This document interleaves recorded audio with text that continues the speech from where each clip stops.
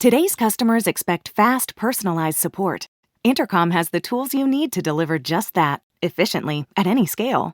Supercharge your team's productivity and make your customers super happy with Intercom. Learn more at intercom.com/support. At T-Mobile for Business, unconventional thinking means we see things differently, so you can focus on what matters most. That's why we've become the leader in 5G, #1 in customer satisfaction, and a partner who includes 5G in every plan, so you get it all. Unconventional thinking is better for business. Open Signal awards T-Mobile as America's fastest 5G network USA. 5G user experience report July 2021. Capable device required. Coverage not available in some areas. Some uses may require certain plan or features. See T-Mobile.com. For JD Power 2020 award information, visit jdpower.com/awards.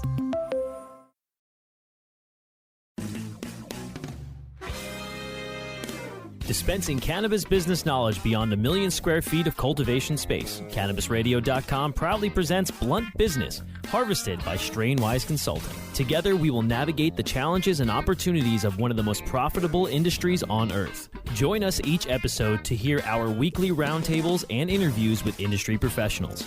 Now, let's delve into some blunt business with your host. We're here once again with another installment of Blunt Business on CannabisRadio.com. As always, glad to have you subscribe, share. Please rate and review the show if you're listening to the show on Apple Podcasts or, and also just spread the word. We can always have more people come to the conversation. The door's always open. Now, my next guest represents one of the largest multi-state cannabis and hemp operators in the U.S.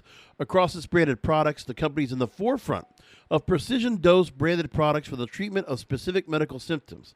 They currently distribute its branded products in select states and are expanding licensing and distribution to numerous additional markets, encompassing thousands of dispensaries. With that said, I want to welcome the Chief Operating Officer of MariMed Inc, Tim Shaw, on the Blunt Business. Tim, thanks for being here.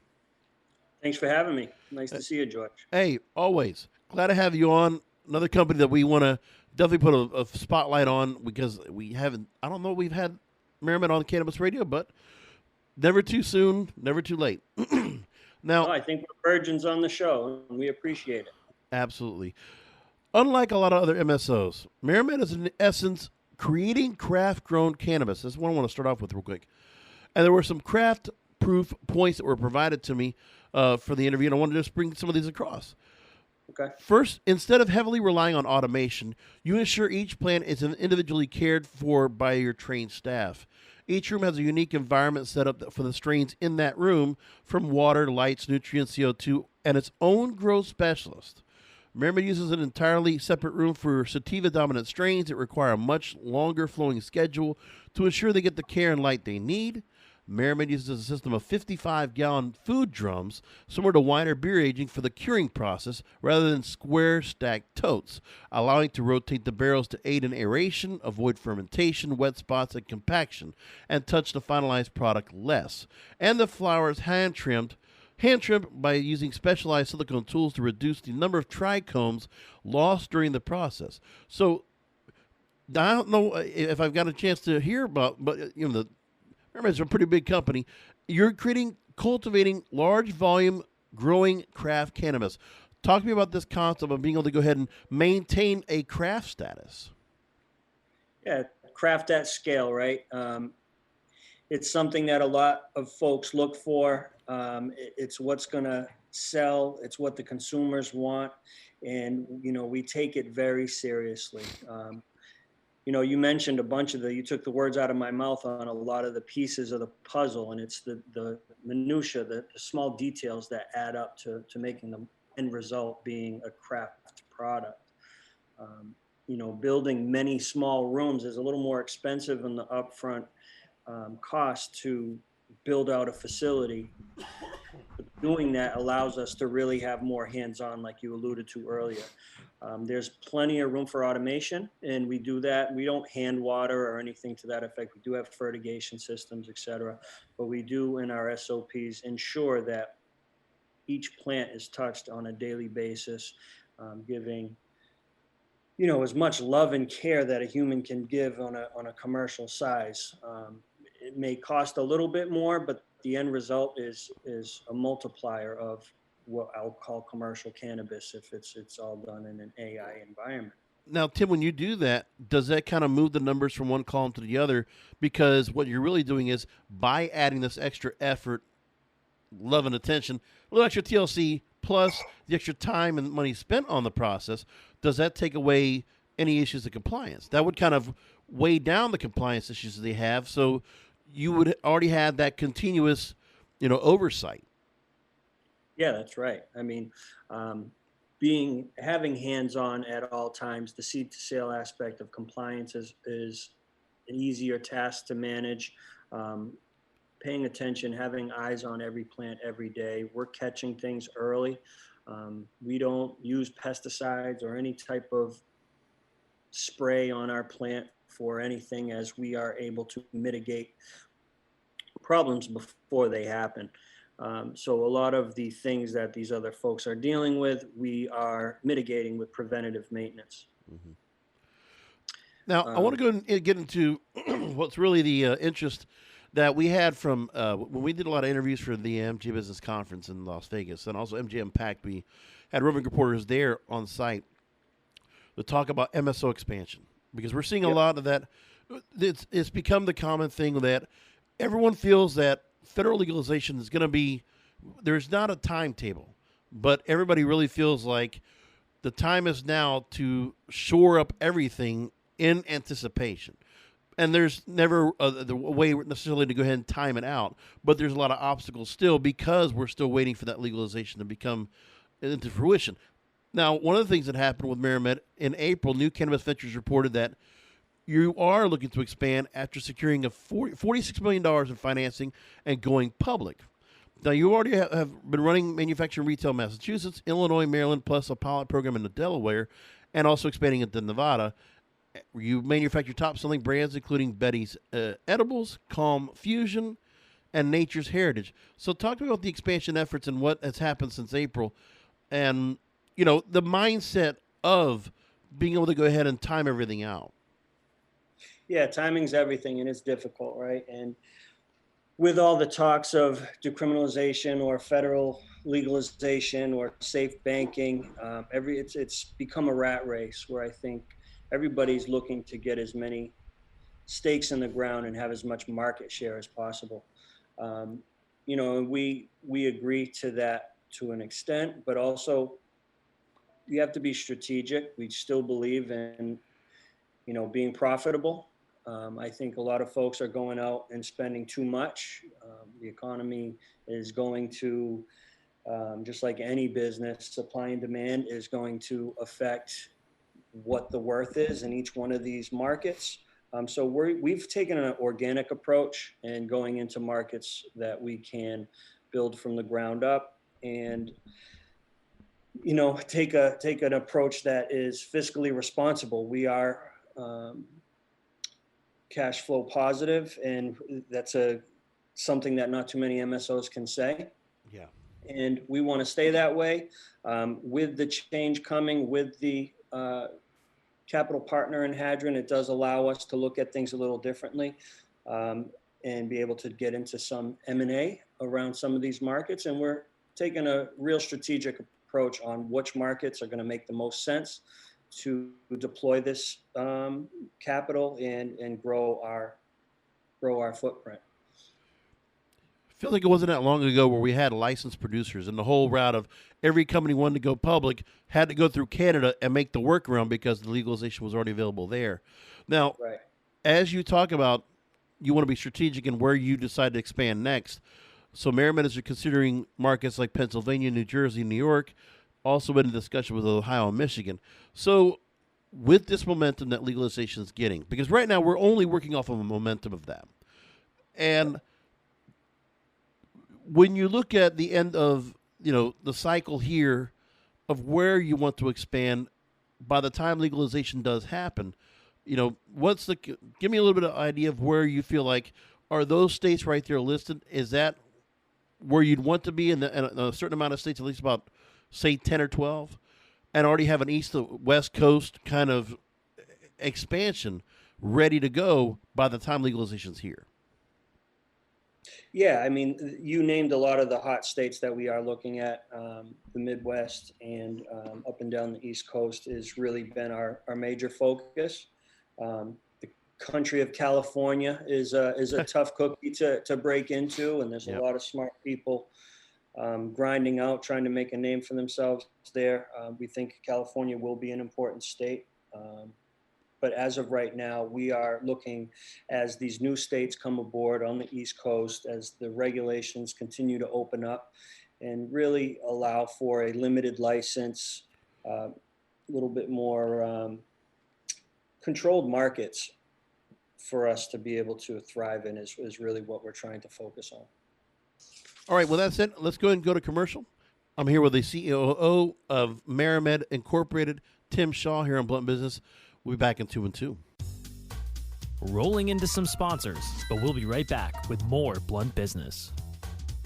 It's Black Friday now at JCPenney. Hurry and shop thousands of the merriest Black Friday deals while they last. Make spirits bright with up to 75% off fine jewelry. Get innovative with sharper image gifts now up to 50% off. Plus, take home kitchen appliances for $7.99 each after $10 mail-in rebate. Score these deals and more all week long before they're gone. Happy Black Friday, JCPenney. Offers valid on select items 11/22 through 11/28. Conditions and exclusions apply. See store or jcp.com for details. At T-Mobile for Business, unconventional thinking means we see things differently, so you can focus on what matters most. That's why we've become the leader in 5G, #1 in customer satisfaction, and a partner who includes 5G in every plan, so you get it all. Unconventional thinking is better for business. Open Signal awards T-Mobile as America's fastest 5G network USA. 5G user experience report July 2021. Capable device required. Coverage not available in some areas. Some uses may require certain plan or features. See T-Mobile.com. For JD Power 2020 award information, visit jdpower.com/awards. Welcome back to Blunt Business. I'm here with Tim Shaw, the Chief Operating Officer of MariMed Incorporated. And, if you want to go and take a look at the website, while we're reviewing all the wonderful things that are going on at MariMed with Tim, website is marimedinc.com, MariMedInc.com. And, much like myself, the investor aficionado that I am, I made a little bit. OTC Markets, you can see them listed under the ticker MRMD. Now, Tim, let's go ahead and move along and talk about what's been going on with Congress, where they are with things right now. Market Watch recently reported, while Congress is expected to lift the federal prohibition on cannabis someday, the Capitol Hill remains too occupied with other matters in the current fall session to take up the issue. Now, we have the infrastructure now bill off and now on to President Biden's desk to sign. So hopefully, maybe this is something they're going to fall into. But we'll talk a little bit in the next segment to talk about what else they're trying to do while we're waiting for the CAOA Act to be put into play and hopefully be pushed into a vote. Yep.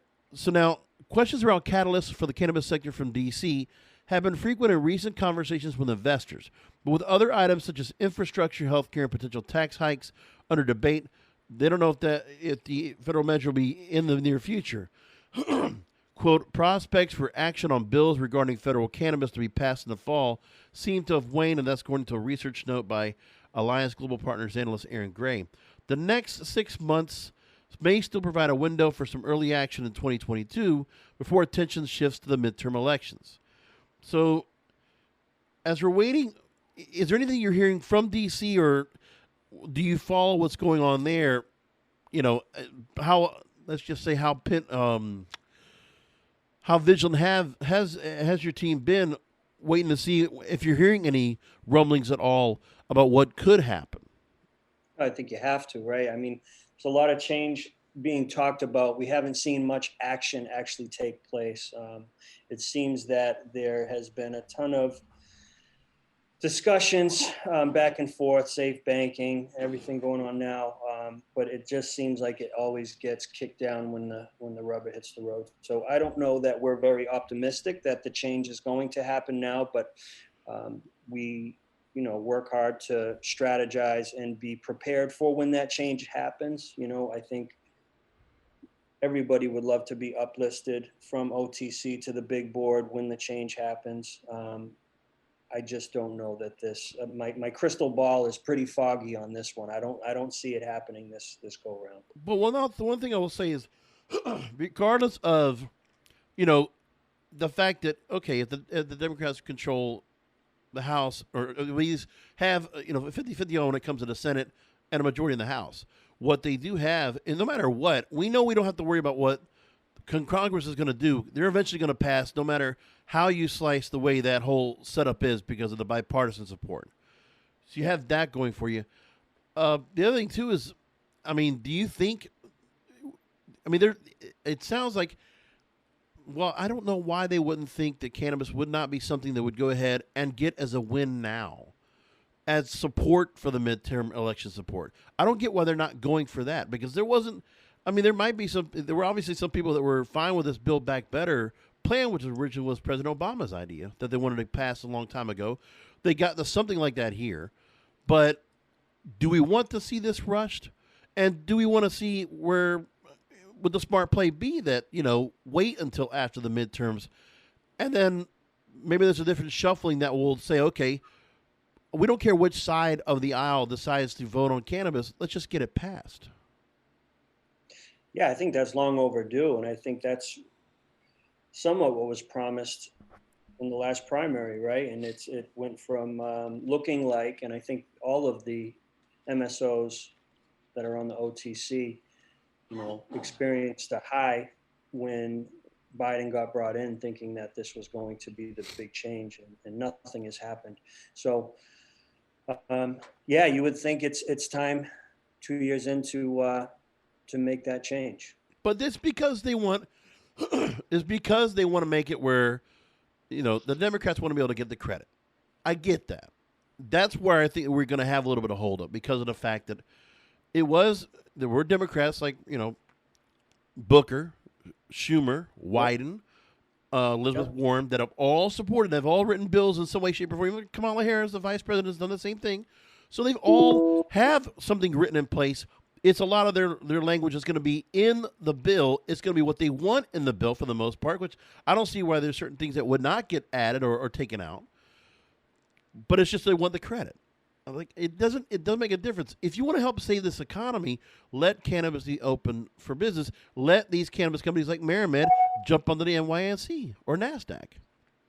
Yeah, I mean, you think everything's progressing and going forward, and then I don't know if you saw JP Morgan just put some restrictions on all of its clients and not being able to have any type of purchases or be invested in any cannabis-related stock, not even just plant, but cannabis-related stocks.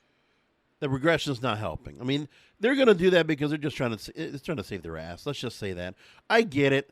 When you have a big institutional or firm like them, they're going to advise in certain ways because they'll jump on the bandwagon as soon as it's time. And there will be a lot of institutional investors feeling the same way.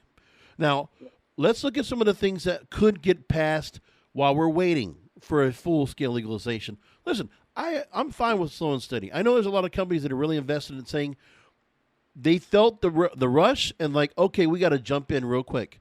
And we've had that for a number of years. First of all, you had all the infiltration of a lot of C-level executives, Fortune 1000 executives we've seen for the last 5 years that have made their way into top-level positions that companies have brought on board.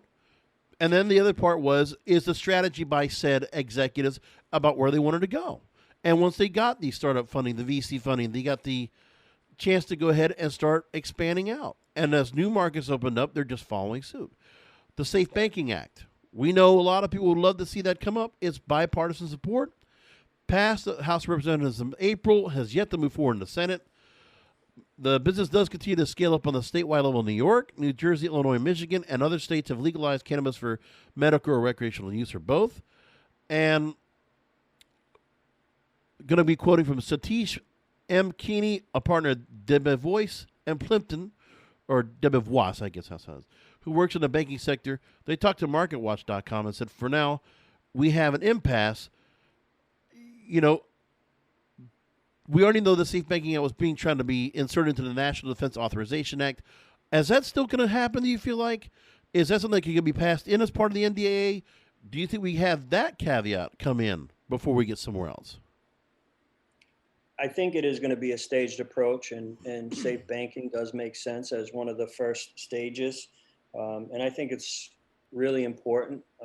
safe banking will help with inclusion and allow more folks to be involved in this industry, not just the haves, and the have-nots can actually have more access to capital and normal banking to start businesses as these states open up more and more facilities. So I think safe banking would be the right step, and hopefully gets pushed through in the near future. We're going to come back with more questions for Tim Shaw, COO of MariMed Incorporated, MariMedInc.com. We'll be back with final questions with Tim after this. Rolling into some sponsors, but we'll be right back with more Blunt Business. Back with final questions with Tim Shaw, the Chief Operating Officer of MariMed Inc. here on Blunt Business. Benzinga recently wrote about potential reform compromise. Now, this happened back in October, but just the thought of what was trying to be done, I have to admit, there is a bit of bravery behind, we're some of the policymakers who I'm always very critical of, and, I could not trust for my life, dependent on it. At least the attempts to try to get something worked out, I can at least, I have to give some credit and some respect due for that. Now, earlier in October, Senators Elizabeth Warren and Senator Cory Booker, who I already mentioned before, talking about how they've all had some kind of drawn-up legislation for legalization of cannabis in some way, shape, or form. They sent a letter to the Department of Justice urging to decriminalize cannabis. So they made the effort. And the letter contained a deadline for action on October 20th. As far as I know, I don't think anything happened with that. But one analyst said he believes Democrats are willing to compromise on cannabis reform, potentially settling for federal decriminalization rather than legalization. Now, since MSOs are not allowed to trade on major exchanges like NASDAQ or NYSE and technically run federal illegal businesses, most institutional investors will not touch them. But there are several ways the path could be cleared for U.S. MSOs to uplist, potentially open the door to major institutional buying. So I wanted to get your thoughts about this attempt at least to try to get decrim put in place, some kind of relief, and the opening for potential listing up. Yeah, selfishly, the way the world works today is opportunity. Once institutional money can come in, it's going to be a free-for-all. I'd selfishly like MariMed to be in another 10 markets before that changes, and then open the floodgates. We'd like to continue to work through some of these more difficult opportunities that have large barriers of entry for people to raise money and get into these markets. So at the moment,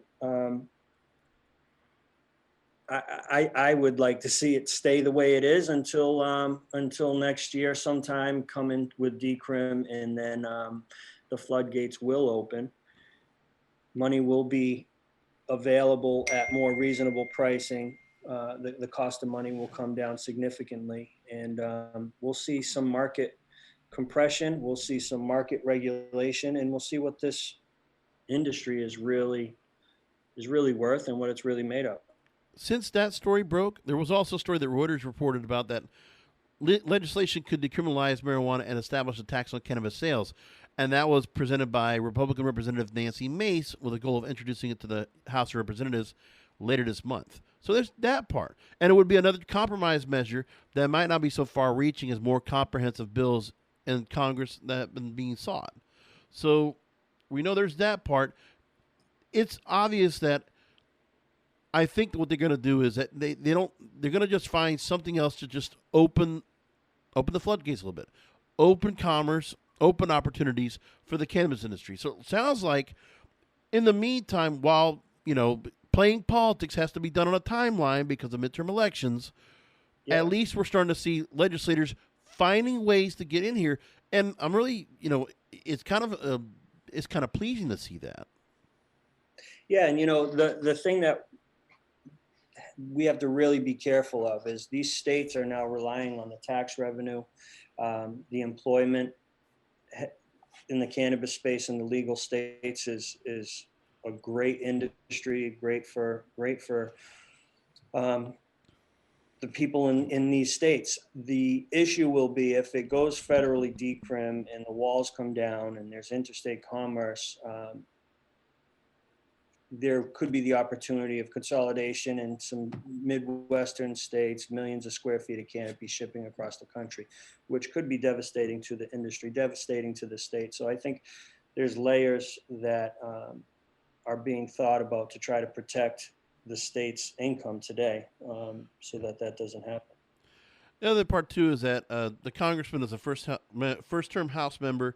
Marijuana Moment report also that the bill would put interstate regulation of marijuana under the Alcohol and Tobacco Tax and Trade Bureau, which I've heard some people on our program here that have been a little bit hesitant to see that happening because of wondering, which governmental body would actually. Well, actually, no, I rephrase, because they didn't want the FDA to go ahead and to be the governing body. They prefer that the ATTB would be the governing body if they get to the point where, there's going to be some kind of oversight federally, and leave it to the states, as we all would want. Absolutely. Now, we're just going to wrap things up real quick. Send people to the website, MariMedinc.com. We haven't had a chance to talk about the brands, but I want you to go and take a minute to talk to our listeners about some of the brands you have showcased right now, and, how people can go and continue to stay connected and learn more about the ongoing story of MariMed. Thanks, George. Yeah, I mean, we're focused heavily on high quality brands, bringing the highest value, highest quality products to our consumers. Our Nature's Heritage is our premium flower and concentrates brand, which is really number 1, 2, 3 here in Massachusetts and Maryland. Betty's Eddies, any market we're in with the Betty's Eddies Fruit Chew, has been a market leader. We have some really new and exciting products coming out in the end of this year and first quarter. We've got an ice cream product. We've got some awesome artisanal baked goods and an energy powder drink mix that is going to be game changing. So we're really excited about the products we have coming out, all high quality ingredients, high quality precision dose products that the consumers all have gravitated to. So we're excited about all that. And yeah, MRMD is the ticker. And as you alluded to, MariMedInc.com is our website. And we try to stay connected and come check us out. And I like the fact that you did bring up the fact about the ice cream line, doing cannabis-infused vegan and dairy ice cream and outrageous flavors. I've seen some stores that, I remember seeing on the news where some ice cream shops started trying to infusing THC into the product, but I haven't seen anybody doing like an actual product line out there. That's first I'm hearing about that, and looking forward to see how that works out. Might be really, especially when it comes to the flavoring, to make sure, like any kind of edible, just to make sure that the flavor quotient is really just it's so good that you don't have any kind of aftertaste and things like that, and the process that goes with it. Tim, I really appreciate you taking time out to talk to us here on Blunt Business. Thank you again for making time and answering all my questions, and let's definitely keep in touch. Absolutely. Have a great one, George. All right. And listeners, thank you again for listening to Blunt Business, as you always do. So glad to have the support from listeners like you to listen to the show. And if you ever want to go and give me any feedback, any people that you think we should be talking about on the program, any topics we should be talking about on the program, please email me, Brasco, BRASCO, @cannabisradio.com. And I'll talk to you next time.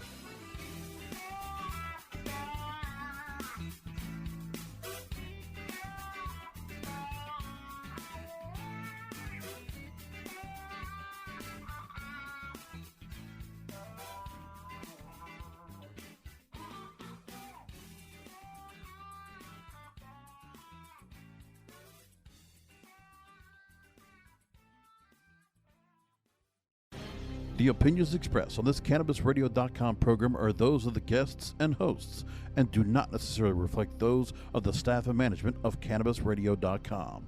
Any rebroadcast, republication, or retransmission of this program without proper consent is prohibited. Today's customers expect fast, personalized support. Intercom has the tools you need to deliver just that, efficiently, at any scale. Supercharge your team's productivity and make your customers super happy with Intercom. Learn more at intercom.com/support.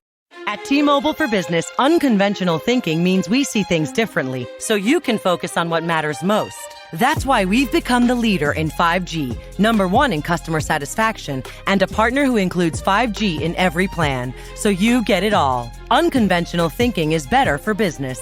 Open Signal awards T-Mobile as America's fastest 5G network USA. 5G user experience report July 2021. Capable device required. Coverage not available in some areas. Some uses may require certain plan or features. See T-Mobile.com. For JD Power 2020 award information, visit jdpower.com/awards.